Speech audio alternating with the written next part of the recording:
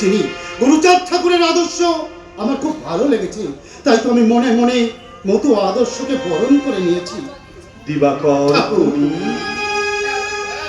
যে আদর্শ ধনী গরিবের মধ্যে কোনো বিভেদ মানে না, যে আদর্শ কোনো উচ্চ বর্ণ নিম্ন বর্ণ মানে না, যে আদর্শ এইসব অশিক্ষিত অবহেলিত মানুষের ঘরে ঘরে জ্বালাতে চাই শিক্ষার আলো, সেই আদর্শই তো এই জগতের সর্বশ্রেষ্ঠ আদর্শ।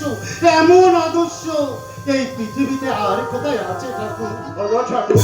এ তোমার কোন লীলা ঠাকুর? কাকে দিয়ে কোন খেলা খেলাও? চেয়ে দেখো বিচারর, চেয়ে দেখো বাবার পণ্ডিতের ঘরে এমন ছেলে জন্মেছে। দয়াল ঠাকুরের লীলা খেলা, যার ইচ্ছা ভিন্ন গাছের পাতা নড়ে না। এ জগতের জীব জন্তু কীট পতঙ্গ এর মানুষ যার ইচ্ছায় চলে, তা না হলে এমন দানবের ঘরে এমন দেবতা জন্মায়। রসরাজ বিচরণ, তোমরা কেন বোঝো না এ জগতে যা কিছু ঘটে সবই যে আমার বাবার ইচ্ছায়। ওগো ঠাকুর, আমি যে আমার বাবার সকল ইচ্ছা ত্যাগ করে আমি ছুটে এসেছি আপনার মহান কর্মযজ্ঞে সামিল হতে। দয়া করে আমাকে ফিরিয়ে দেবেন না ঠাকুর, আমাকে ফিরিয়ে দেবেন না। আমি শুনেছি পিতৃঋণ পুত্রকেই শোধ করতে হয়। শিক্ষা করি আমি আমার বাবার পাপের প্রায়শ্চিত্ত করতে চাই ঠাকুর, প্রায়শ্চিত্ত করতে চাই। বিচরণ, তোমরা শুনলে দিবাকর কি বলল? নিশ্চয়ই পারবে দিবাকর, নিশ্চয়ই পারবে।